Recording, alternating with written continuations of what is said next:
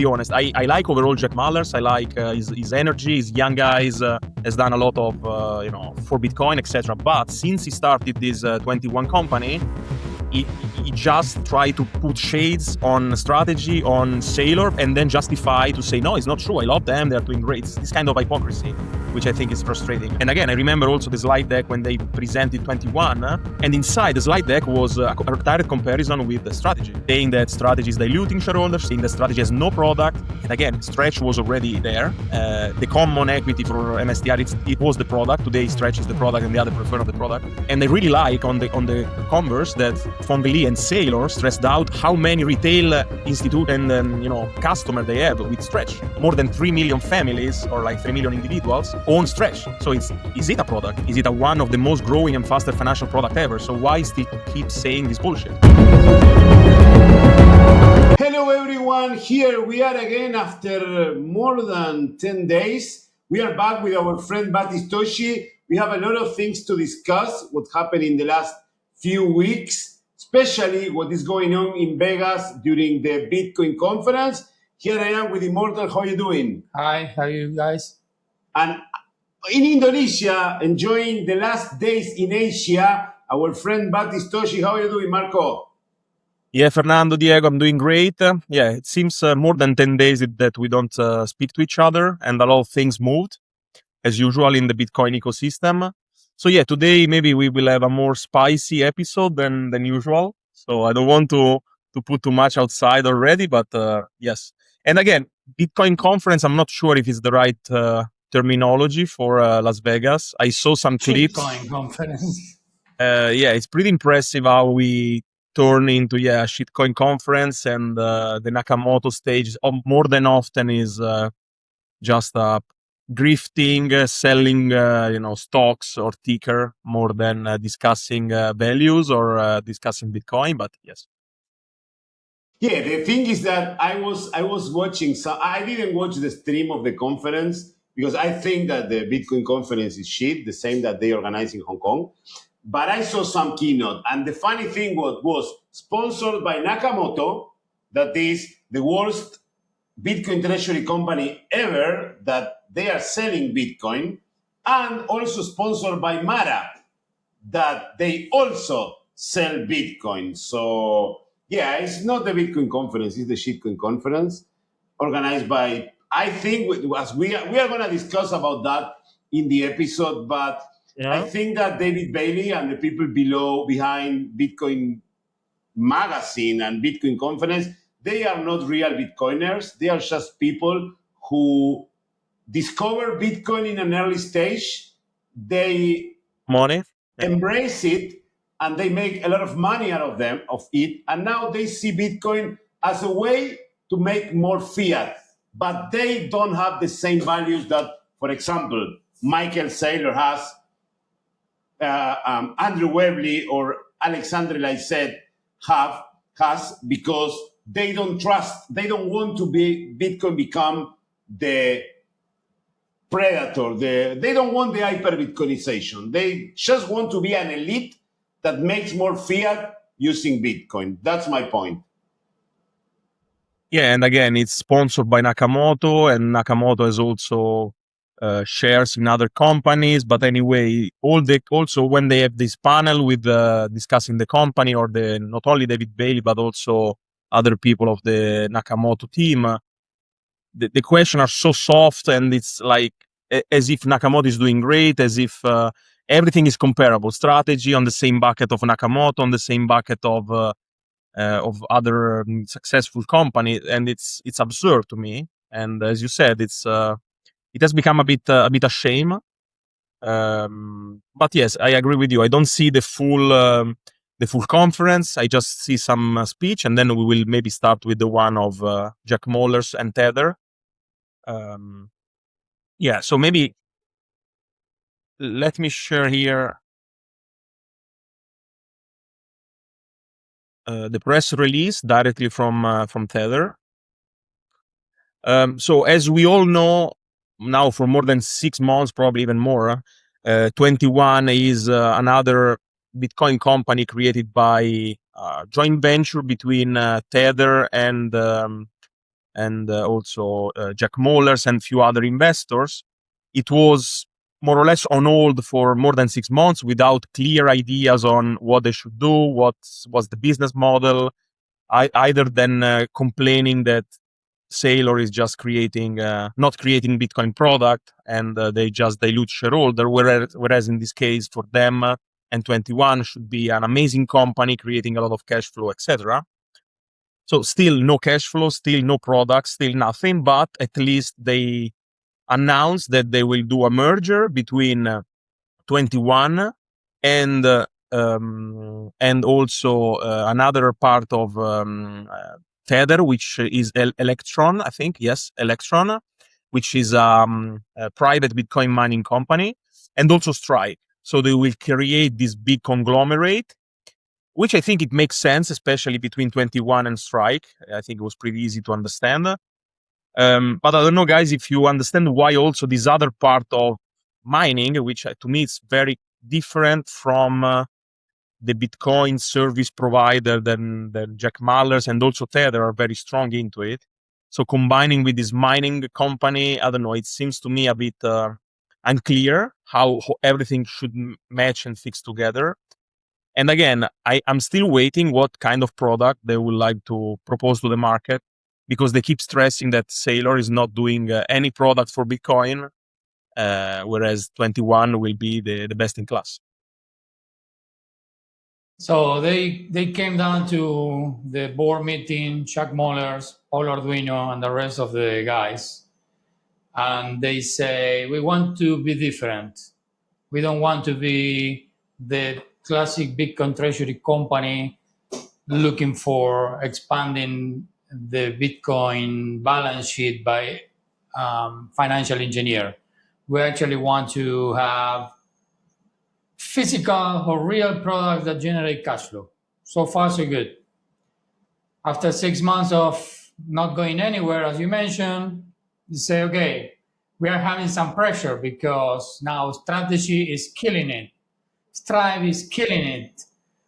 We get stuck in the second or third place with this big chunk of Bitcoin, but we are not moving. So what can we do with what we have today? Paolo look at Jack Mallers look at Paolo, and they say, well, Yeah, I let's have do this. Strike, it's generating cash flow. Paolo say, well, I have Tether, it's also generating cash flow, and also in the package in Tether is this company Electron, which is a mining or energy company, that's also generating cash flow. So how about the easy path is to do a merger between these three things that generate cash flow, and then we start with this.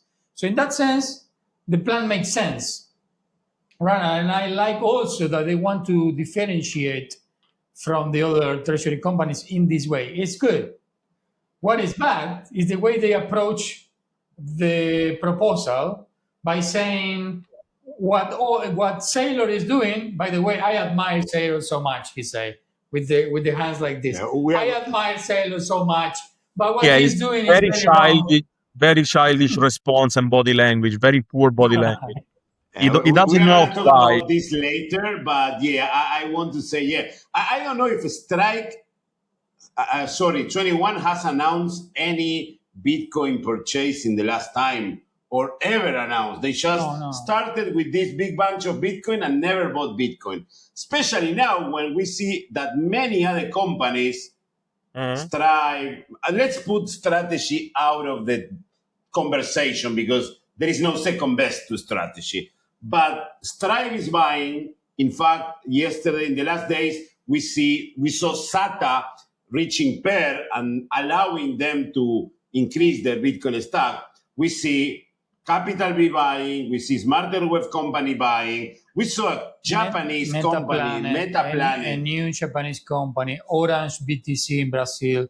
Everybody is buying what they have. As low as 2 Bitcoin is good enough because they keep proving that Bitcoin has not to be sold, and you keep buying with whatever cash flow you can generate. It doesn't matter where the cash flow come from at the end of the day, as long as it is legitimized. So yeah, but at the same time, 21 that wants to go with the more purist version of generating cash flow the old way it's stuck. So I think that that's what created the pressure for him to try to not even the defense themselves, just attacking strategy for no reason. Yeah, and it's not the first time.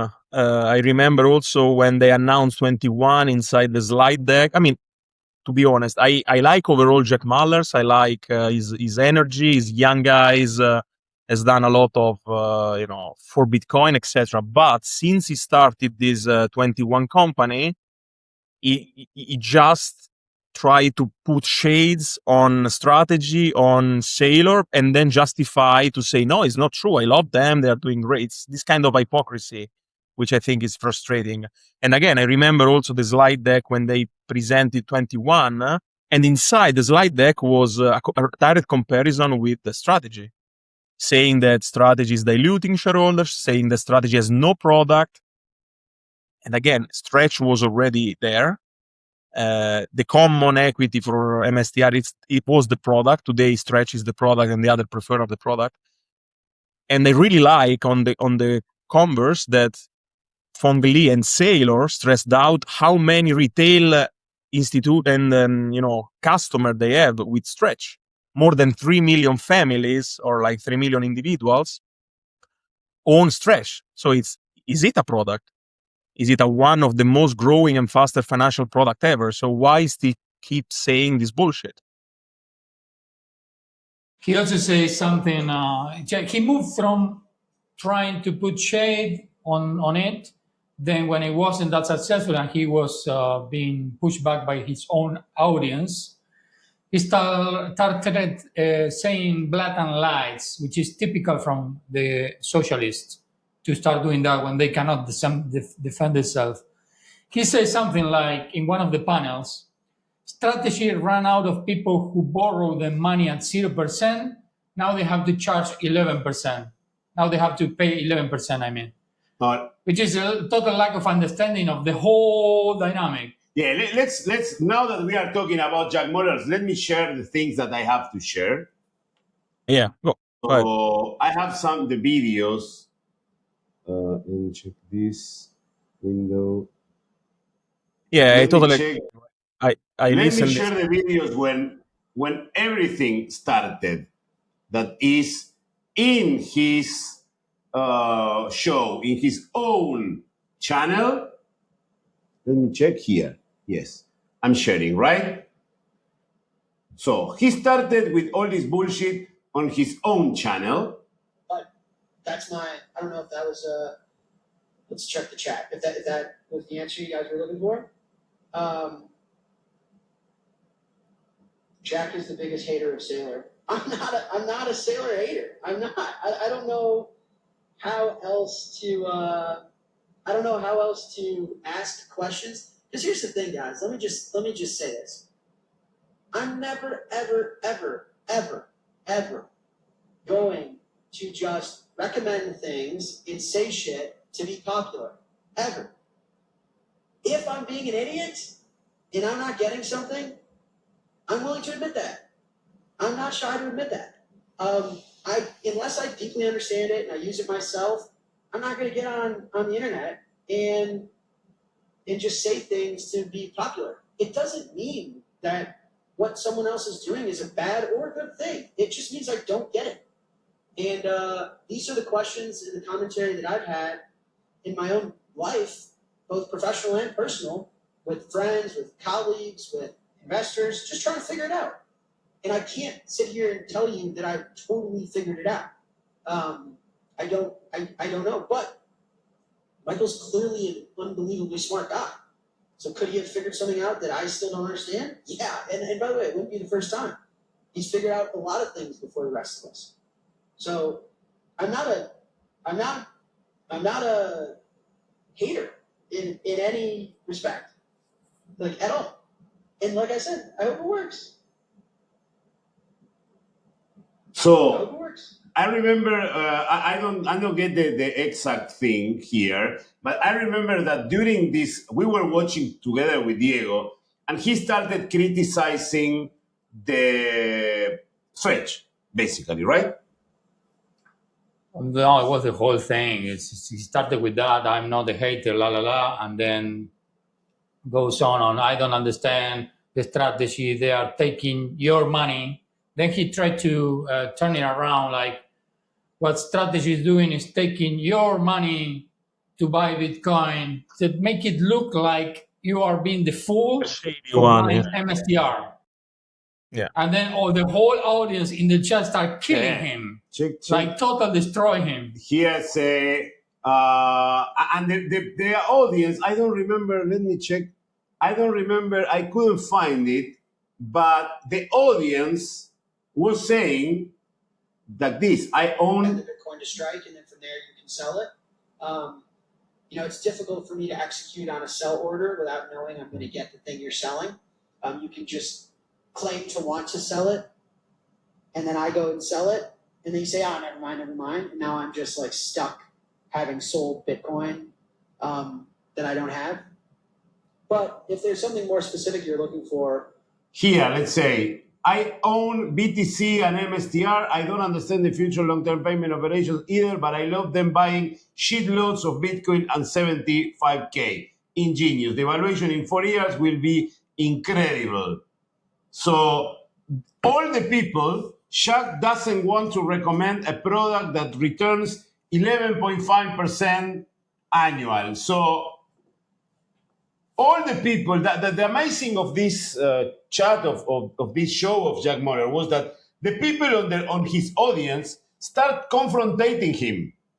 I once say, Shaq got the answers, we have the strike, something like that. Yeah, it's so silly arguments like that. He only need to come up with the CoffeeZilla argument of saying something like, he's not giving your money back. Like, well, it's a stock. You also don't get your money back if you buy Apple unless you sell it. So this was the show of Jack Mallers. And then I prepared all this, that is a panel that is with this moron. What is the name of the moron of the podcast that he Danny interviewed Saylor? Yeah, with Danny Knowles, I think. Danny, this moron, and was in the panel. And he says this. Finding capital that's saying, I could be getting 30% year over year on average by holding Bitcoin, but I'll forego that opportunity so that you can borrow against it. How much do I need in return for that relationship? I mean, let's use Michael Saylor in strategy, for example. Michael Saylor used to be borrowing money at 0%. Do you think that he got sick of that and preferred 11, 12, 13%? Danny, do you think that he just prefers a higher number? Probably not, right? He's doing it because he ran out of people willing to give him money at 0%.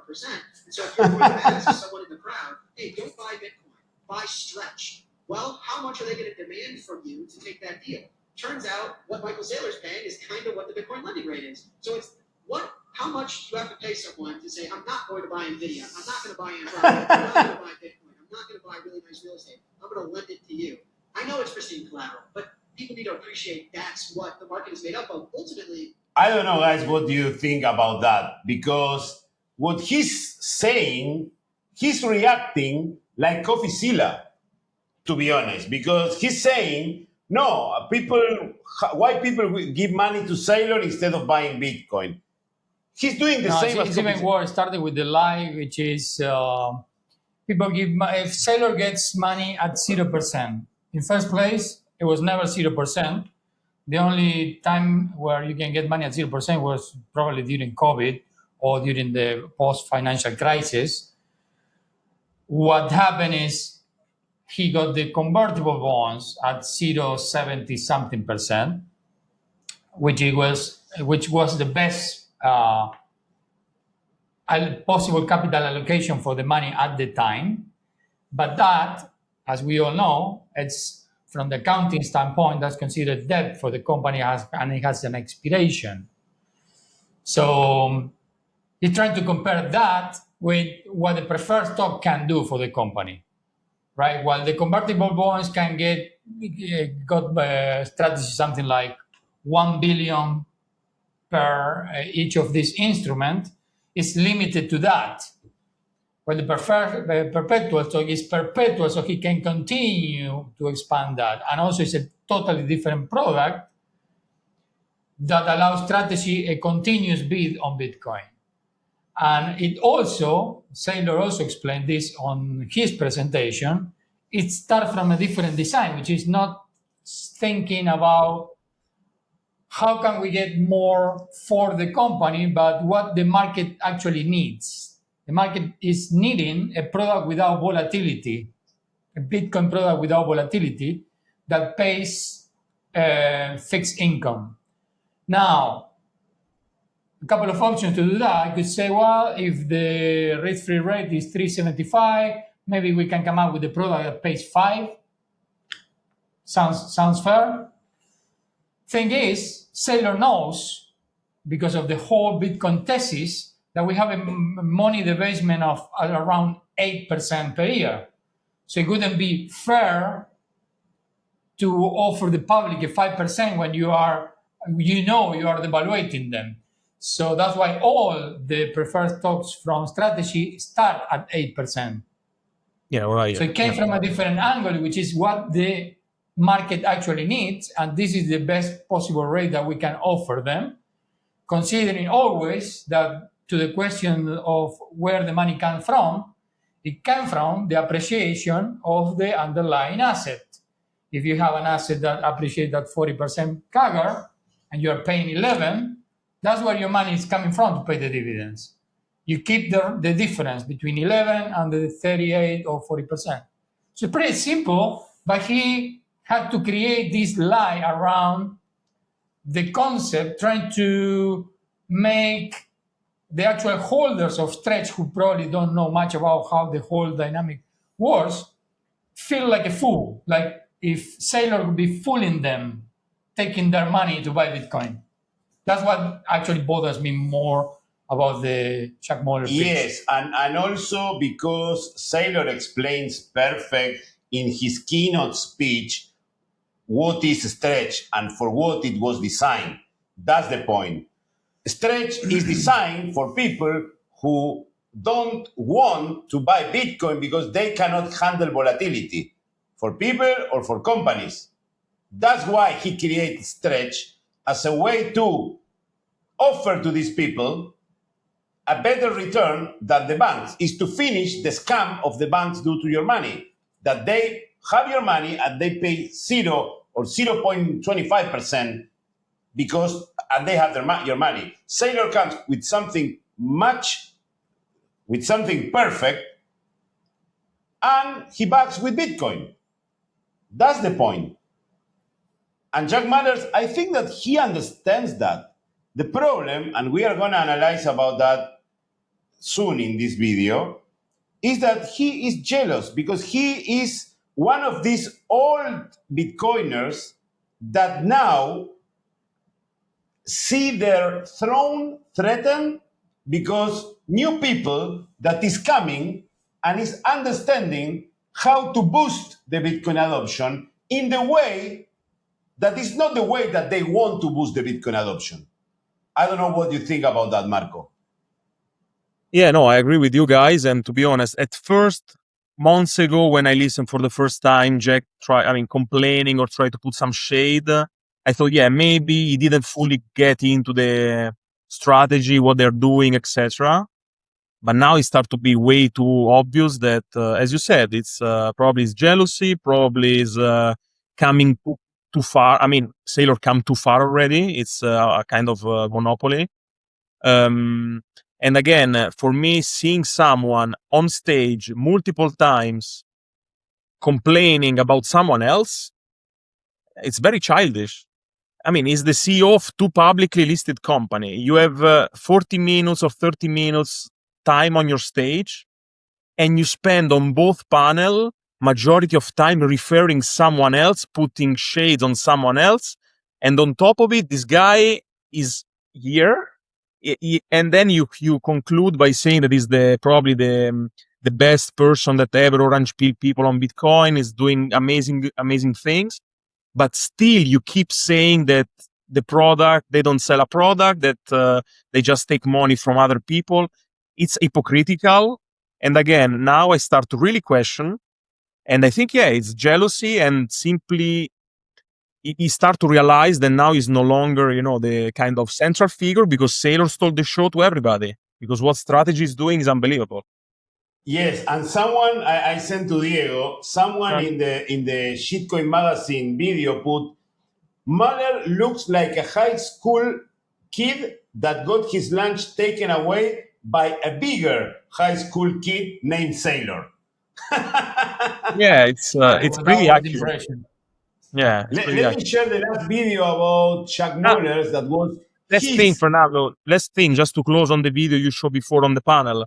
As you said, the panel was constructed with Danny, that we know did this infamous video in Michael Saylor's house, more or less for 2 hours, try to debunk it, try to reduce the strategy, or try to, diminishing the importance of what strategy is doing, which was, for me, stupid, but it boosts a lot this personality of this guy. But the other guy that is, I think, the head of products of payment from Block, if you see the body language of this guy, he was completely contrarian to the other two. Because this guy probably understands. Let me check. Let's put please re-show it, because during the whole 27-minute speech which I watched, when Mallers or when Danny speak, especially about Saylor, this guy, you see the body language, it's like, guys, I would like to say that you fucking morons. What are you doing? What are you saying there? Let me check about that. Let's see if we can catch it, because the body language is very. We check the body language in Jack Mallers' speech. Yeah. And whatever reason, have fiat in the first place. If you've got billions of dollars of fiat, what the fuck are you doing? So you have this weird market of, call it fixed income investors or institutional investors. Just by the way, Bitcoin is so niche, right? You think you're doing well, and then you hear that Miles has lent out $250 billion. So if you want to scale these markets and you want to lend out a lot of money, finding capital that's saying, I could be getting 30% year over year. I think at some point they changed camera a couple of times. Yeah. That opportunity so that you can borrow against it. How much check. Yeah, let me stop here. For that relationship? I mean, check the body language. Amazing take, Marco. Amazing take. Check Mallers speaking. This moron, Danny, looking at Mallers saying, you rock. And the guy in the middle saying, what the fuck are you talking about? Yeah, he's moving his head. He's saying like, guys, shut the fuck up. I mean, speak about your own company, speak about your own vision. Don't always talk about someone else that, again, is doing a fucking ton of work trying to reshape how Bitcoin is seen from the global vision. It's, guys, just do your own job. Don't be a child, please. The point is that, in my opinion, sometimes it's good to talk about someone else with this person, because now we are talking about Jack Mallers, not right? With this person is wrong. Some of the things that we do in our show in Spanish, we talk about a lot of people that don't send the right message about Bitcoin. They talk about trading. They confuse people. But how come you criticize Michael Saylor, a guy that created most of the best financial instruments in history? Imagine Saylor, Stretch, the biggest preferred stock in history of the world. If it was a company, it would be in the 490 something. Probably top 400. Top 400 in the S&P. Then was followed by other companies adopting the Saylor strategy. Stripe creates SATA. Yesterday, SATA was the second most traded preferred stock with 35 million, when in the past, the biggest was around 1 million. So how can you criticize that? It's like, I don't know, if I start criticizing... He's losing the relevance, and he didn't know how to stop it. At the beginning, it was just... he was just focusing on what it was needed, which is his own company. But then probably his own audience, and also the passivity of the approach from 21, it was too much on idle. Nothing was happening. So he probably started being bombarded by questions. What are you going to do? When you're going to buy more Bitcoin? And that actually started pissing him off. And now I had to come up with a strategy to, instead of trying to make myself bigger, trying to make the guy above me lower. And he certainly has some communication power to do it, because it's fucking Jack Mallers. He have a huge following, so he can spread that message. Good news is that apparently at but least Saylor half has of the 5 million audience. followers against 500,000, and again. But yeah, the whole point is you have your own company. You are the CEO of two publicly traded companies. I understand the hoodie. I understand that you are young. I understand the I want to fuck the system mentality. Great. Don't talk shit about other people on stage multiple times for no reason. If Saylor or someone from strategy said bad take on 21 on strike, etc., maybe you might have all the reason to try to respond or do some put out some of your ideas. But in this case, again, it's probably the 10th time I listen to him saying that they don't have a product, that they just take money from shareholder getting diluted as if we are all stupid. I mean, it's getting ridiculous. I think he should stop. He should just focus on delivering these products, this amazing financial product backed by Bitcoin that is telling us for more than 1 year. We still don't see them. So as long as he doesn't deliver, I don't understand why you need to take this position against strategy. Is literally stupid now. And then again, on the same panel, it's even worse, because this guy didn't do nothing. He's just doing, nothing compared to Saylor. Okay, he has a big podcast. Cool. You have the chance to meet a lot of people. Amazing for you. But try to compare with Saylor, that has a $100 billion company, that he moved globally one, asset which was for few cypherpunk or crazy people to become mainstream, and you have the, this idea to challenge him. Be on your own spot, please. That's the point. And there was another one, and I remember in the same conference, in one of the panels, it was the guy that I actually interviewed in Argentina. I'm not gonna mention him, but the question goes to, again, it's very dangerous. The panel tried to set up this idea that a strategy acquiring so many Bitcoin is gonna be a real danger for Bitcoin. We need to stop him, because if he have all the Bitcoin, he's gonna take it from us, and then what's gonna happen with the Bitcoiners? That was the whole argument. This is a guy who's been in Bitcoin right from the beginning, has a lot of experience in the financial markets, still is not able to see the things with the right lens. And I remember, because I interviewed this guy in the backstage. It was a treasury company's panel. And the pitch he had in front of the public was one. The pitch he had behind backstage was totally different. Bitcoin is going to be in a bear market for 10 years. Treasury companies are doomed. So you see, there are a lot of these double-faced people that are very established. They are the ones that are being shown for this shitcoin magazine on the stages, that are actually not real Bitcoiners. They are OG category because they are being from the beginning, but they are not, as we call it, the baddest motherfucker, the BMF club of Bitcoiners, which was created with Michael Saylor in 2020. Yeah, that's something that we are going to analyze, but let's put the last video of Jack Mallers that was his keynote, right? Let me share the screen. Sorry, guys. Let me share the screen, and here we go. Change the world and do right for society, to list other crypto coins, to encourage people to do sports gambling via prediction markets. That's not me, and that's not going to be my company.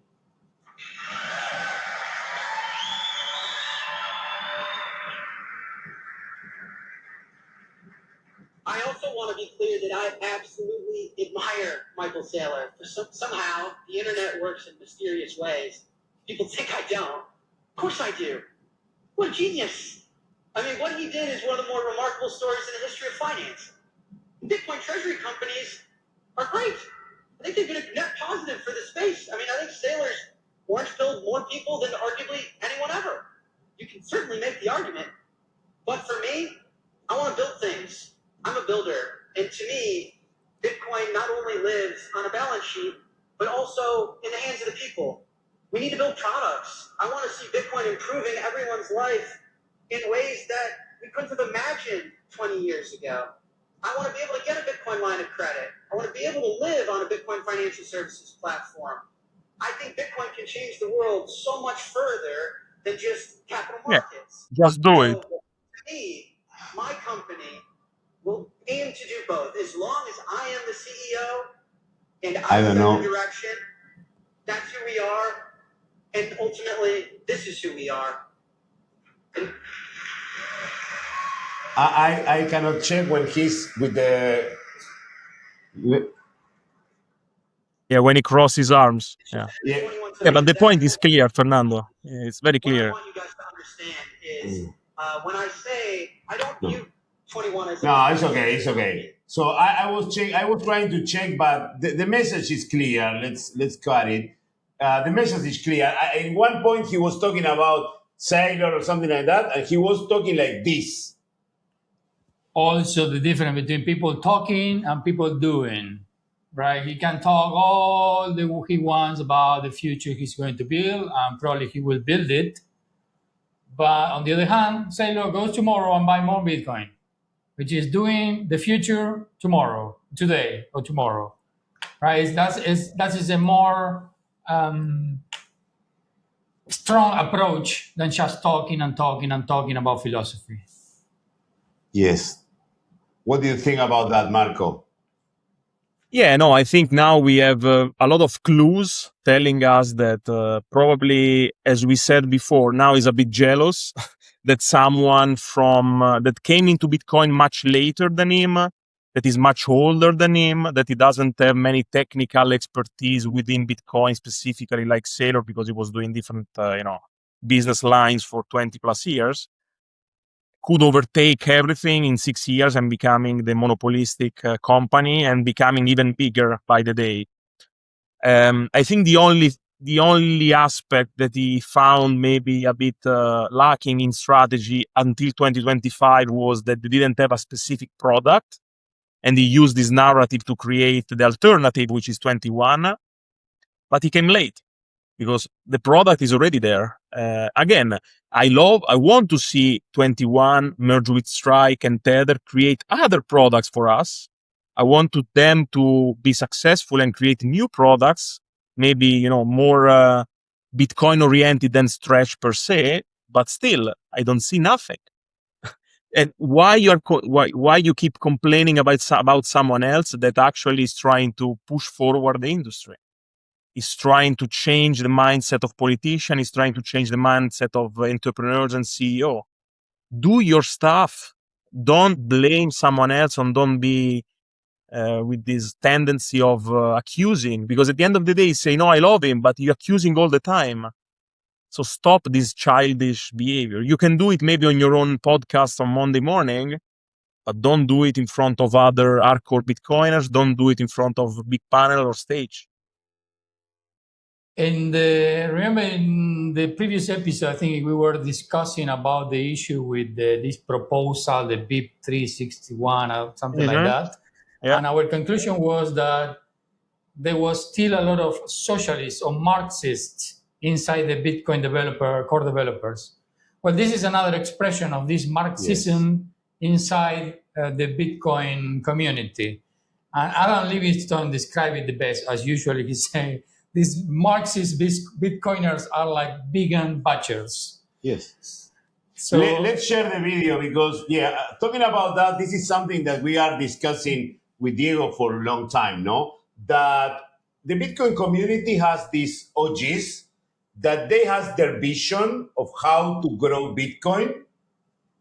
And when someone comes and is making Bitcoin grow, but it's not the way that they want, suddenly it's wrong.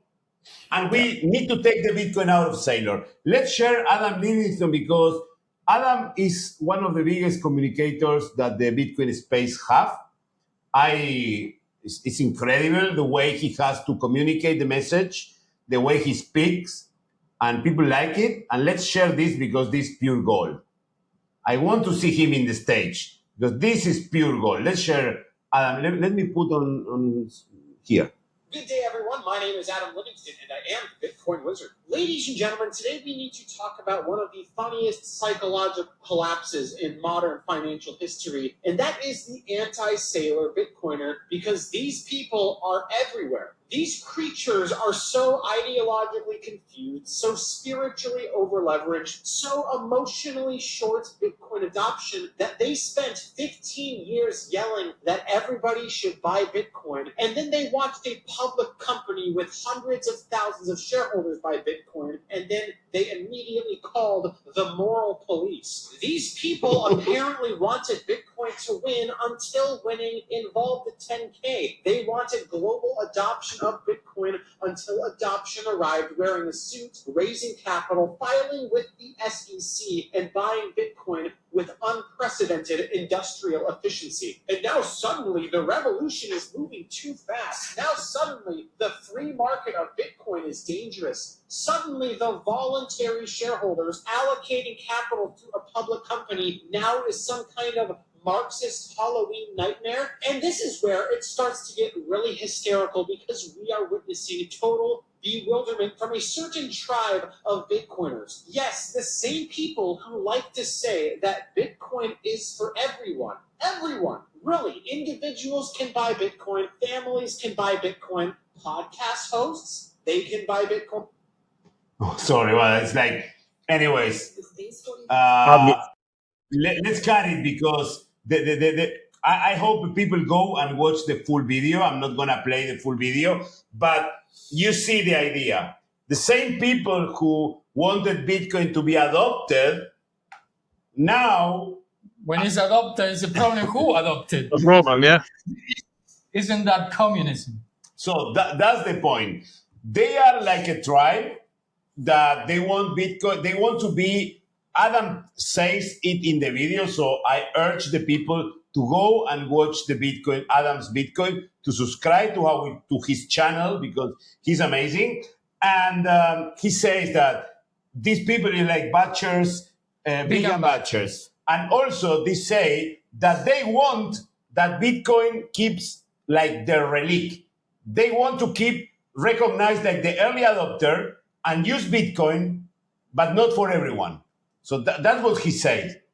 And this is the point of this video. This is amazing. And it's an answer to all of these things that was happening with Jack Mallers and all this stuff. Yeah, and again, I'm still surprised that in 2026 we need to discuss that Bitcoin needs to be used only as payment to succeed. For me, it's such a stupid take. And every time I listen to Danny podcast, because I'm interested on the guest, not on the host, he's always closing with this question: why Bitcoin is not used as payment? Satoshi wrote peer-to-peer cash system, and we are still stuck in this idea. Whereas Saylor used it as a store of value. But again, those two can live together. Those two ideas. So if someone like Jack Mallers want to build only for payments, only for this kind of infrastructure, amazing, do it. If someone else like Saylor, treasury companies and others want to incentivize the store of value narrative and the gold 2.0, etc., amazing, do it. We need all of different actors in their own independent way pushing forward Bitcoin. And again, this clip from Adam is amazing because again, Jack Mallers, Matt Odell are the people that said for years, stay humble, stack sets, buy Bitcoin no matter what. Saylor is doing exactly the same, and now Saylor is a problem. It's the way of yes, and the way of getting Bitcoin as a payment method is stupid because for sure as a payment method, Bitcoin has multiple competitors with huge marketing budgets that resolve the problem of payments faster, better, and easier, especially, not better, but easier for the average people. Last week, we couldn't sit with you to speak because we went to a conference here in Bangkok that was about fintech. And the 80% of the conference was about how do we integrate the blockchain and crypto into the payments. Inside the banking industry, basically, which is what is needed, right? It's, if you want adoption, you don't need to try to convince people to download a wallet of Satoshi and explain how the fuck it works. But what you need is to tell them, open your bank app, whatever it is, the HSBC app, whatever it is, and you can use any crypto, especially stable coins, basically, from there. So that way you incentivize adoption of blockchain technology using the current distribution that is already there. The approach from the Bitcoin community is, let's build a new distribution system, which is trying to make people download wallets of Satoshi or whatever of the Bitcoin Lightning wallets are, and try to convince every merchant selling some coffee on some corner in Venezia to accept Bitcoin. When that is not going to happen. It's not going to happen in the short term. It's a much easier path if we want to impose the Lightning Network to use the current infrastructure through the banking system, set up the Trojan horse inside there with the stable coin, just use USDT to pay for the coffee. As soon as this is recognized by the banks, now the stable coins market cap grows. At the same time, if the stable coin market cap grows, Bitcoin must grow too at the same or bigger pace. And once that is done, now the people don't need to know about Bitcoin, but they can pay with the banking app, use the blockchain technology for the rails of the payment. Eventually, when Bitcoin gets big enough to the size of gold in market cap or something like that, it will be undeniable that you're probably going to be using the Lightning Network without knowing that you're using the Lightning Network. Yes. That's the right path. And also, how can I convince a person, for example, I always put the same example, the lady who sells fish on the street to accept Bitcoin payments through the Lightning Network, if tomorrow when she has to go to the market, probably the price drops 5%, 10%, and she has to buy, she lost money. So that's the point. On the other side, I can convince a person, not probably the lady who sells fish, to accept fiat as a payment, but put inside an instrument that pays them 11.5% a year for the money. And this instrument is into Bitcoin. And that is the product for Jack Mallers.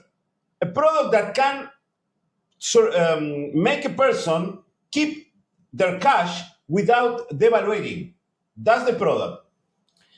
By the way, how is in Indonesia, when you go to any conference or event over there, the stock of what we call the cara tapadas, the people who is not showing the face, the covered face. The covered face guy, how is it? Is there anyone or just everybody is willing to show their faces? No, I mean, so far, the people I've met over the, I don't know, I think 10 times, maybe a bit more that I've been around, everybody has been very, friendly and nobody with, mask or cover face, etc. I have to say that maybe it's a very new community, so it's like more on the educational side, more very, very easygoing, very simple, trying to build up something bigger. But also for like schools, they have programs for schools and young people just to have some courses on Bitcoin, on some software. Understanding, the basic of it, which I think is great, because we need to start from the next generation and teach them about money, teach them about Bitcoin, give them some tool to understand when already they are like 12, 13, 14, when they start to, deal with the surroundings. and to have this idea of Bitcoin already embedded and in the younger generation. So no, nobody's is crazy. Nobody's doing this excessive show, but it's a great community. So yeah, on the other side, the thing is that we know that we cannot compete with the payment method. We cannot compete. Bitcoin cannot compete with Visa, with MasterCard, with a lot of new tools that the fintech community is providing and people will adopt because they are simple. But on the other side, we know that Bitcoin can compete and destroy any other store of value.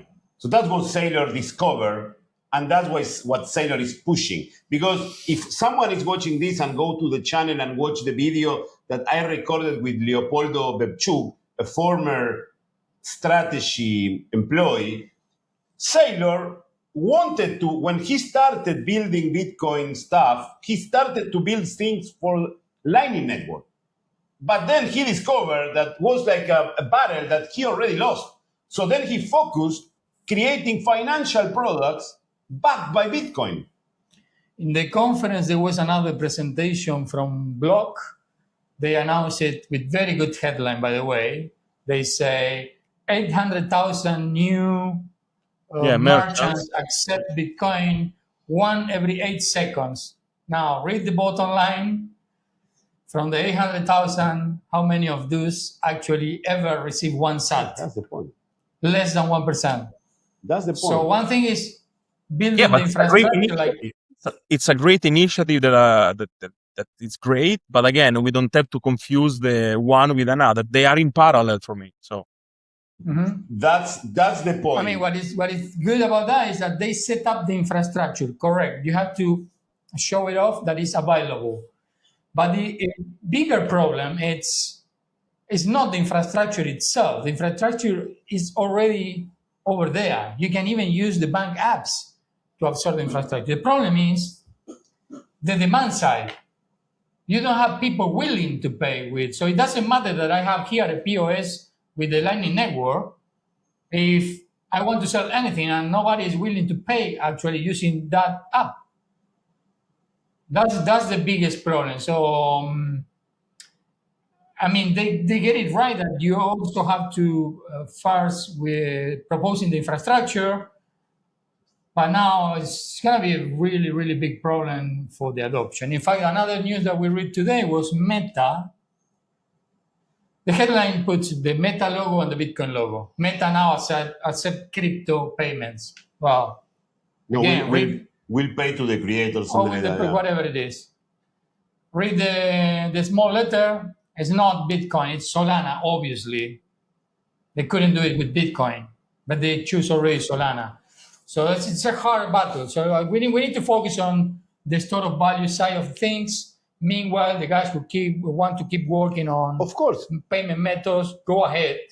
But focus the strategy on something that is more achievable, like partner it up with the banks. That's the point. The thing is that from our side, we do not criticize using Bitcoin as a payment method. We do not criticize the circular economies, but we need to understand that hyper-Bitcoinization, Bitcoin reaching $1 million, as Adam Livingston says in his video, is not going to happen by the person who rents you a motorbike in Indonesia accepting Bitcoin, or me buying hamburgers, a burger with Bitcoin.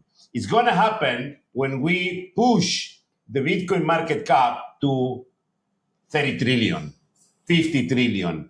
And exactly how can we do that? By targeting the 300 trillion US dollar that are in fixed income instruments to instruments that are backed with Bitcoin.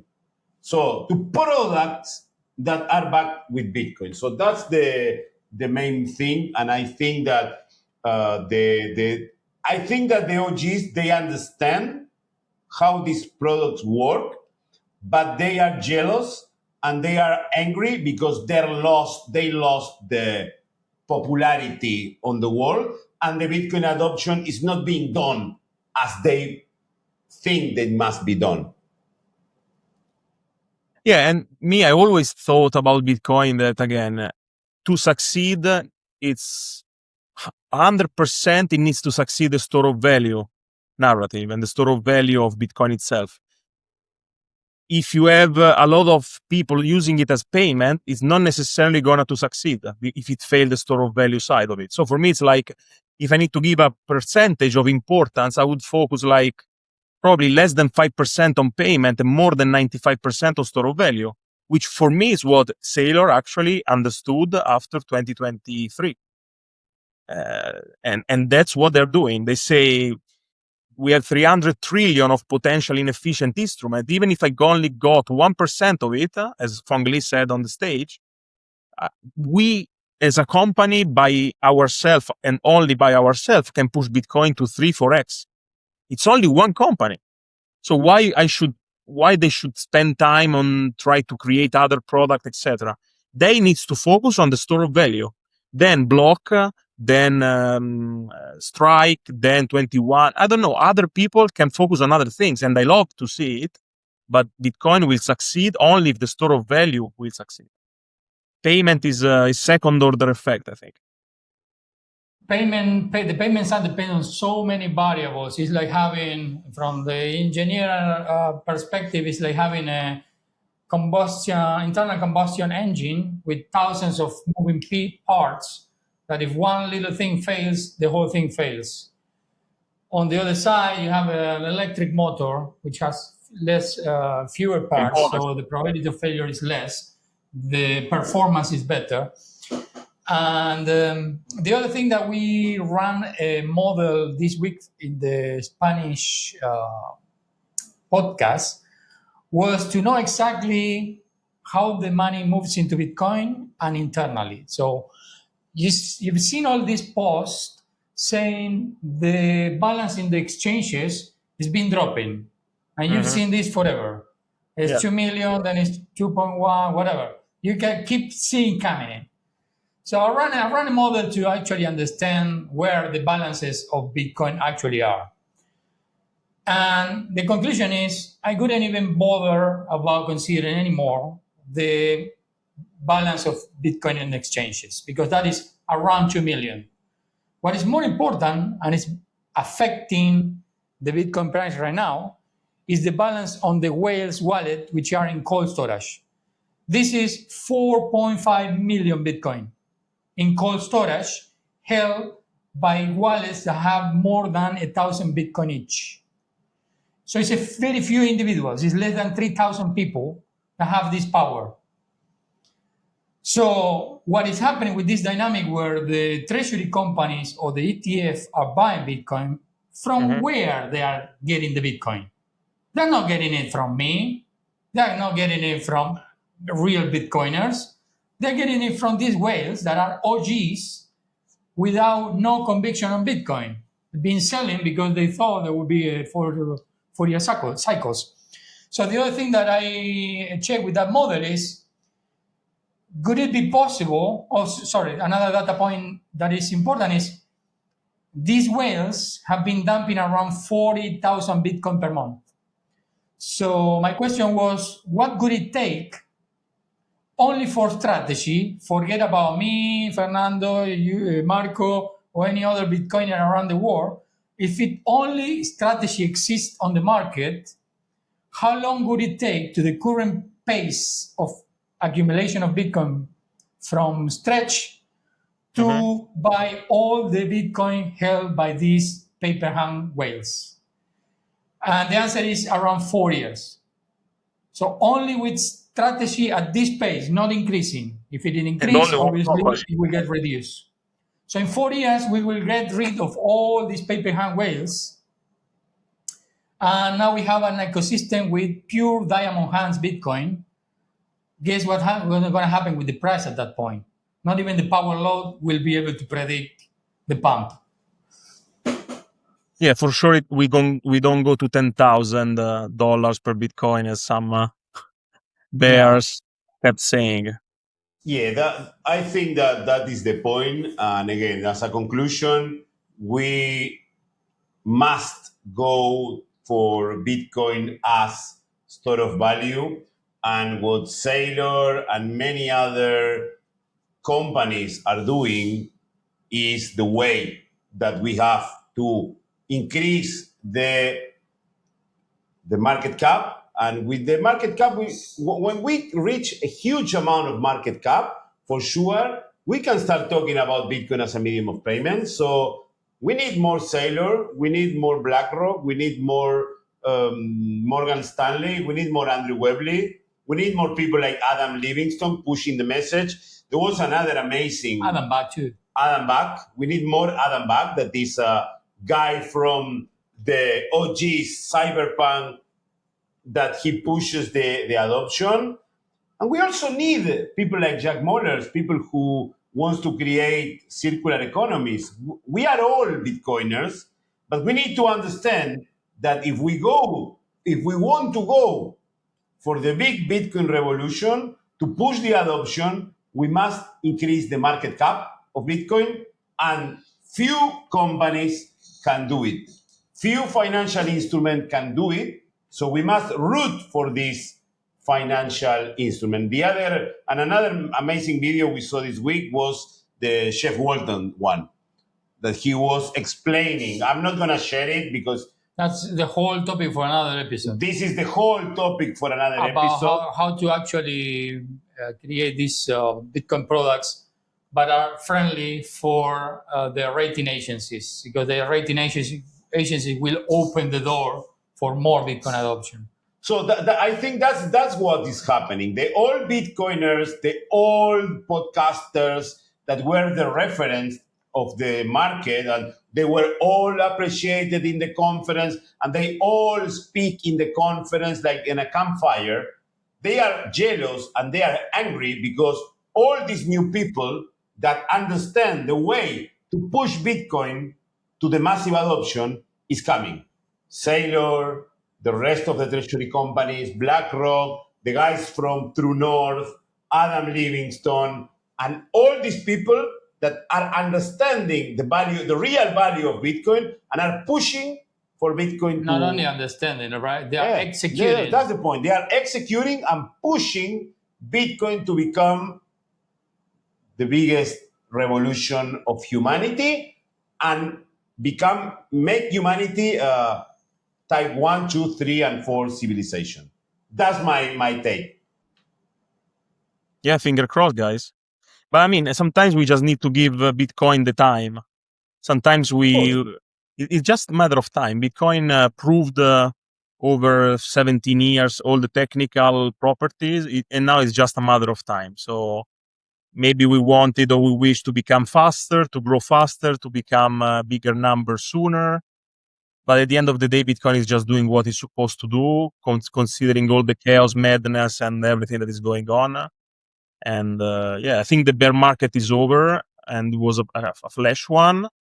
And now, as Saylor said, the 4-year cycle is driven by volume and by different players. So stop saying that after 1,000 days from the bottom, it's all this technical bullshit, drawing lines and doing 1,000 days after 1,000 days.